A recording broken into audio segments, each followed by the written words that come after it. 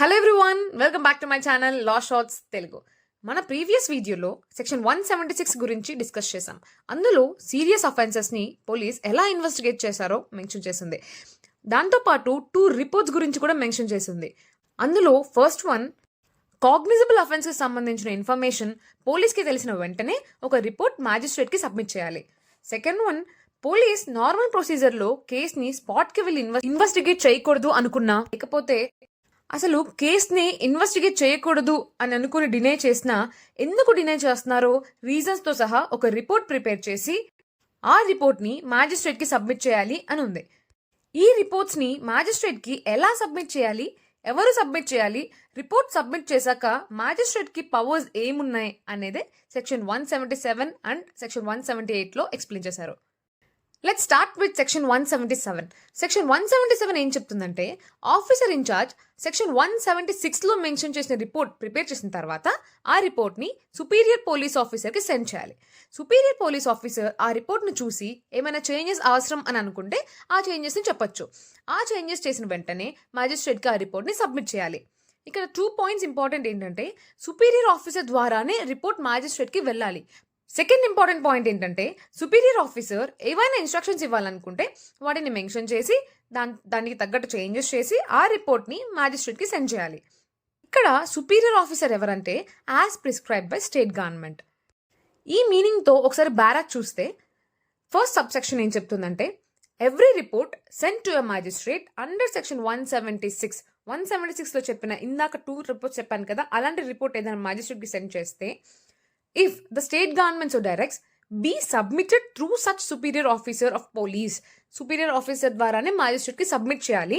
But who is that superior officer అంటే, as the state government by general or special order appoints in that behalf. State government చెప్పిన వాళ్ళ ప్రకారం. Second subsection ఏంటంటే, such superior officer may give such instructions, చెప్పాలనుకున్న ఇన్స్ట్రక్షన్స్ని to the officer in charge of the police station as he thinks fit. Officer in charge of police station ki mention cheyochu.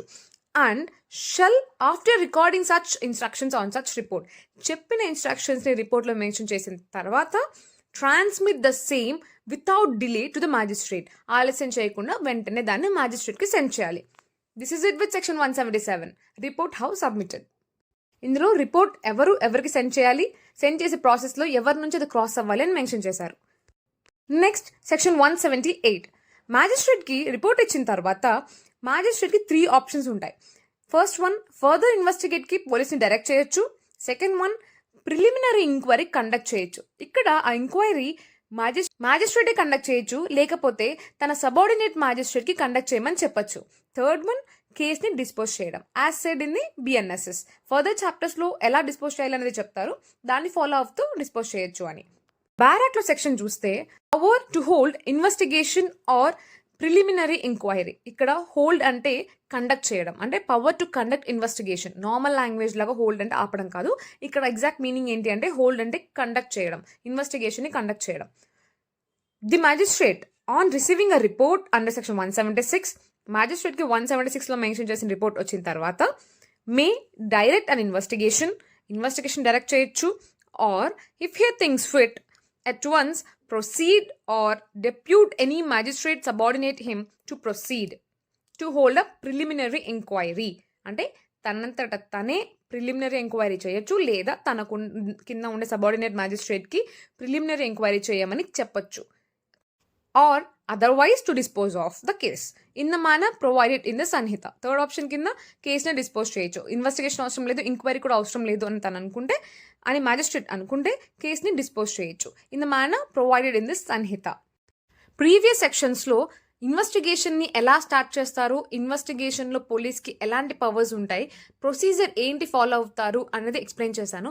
ఒకసారి ఆ సెక్షన్స్ని ఆ వీడియోస్లో checkout చేస్తే మీకు ఈ section ఇంకా క్లియర్గా అర్థమవుతుంది. అండ్ నెక్స్ట్ సెక్షన్తో ఇంకో వీడియోలో కలుద్దాం. మీకు please like, share and subscribe.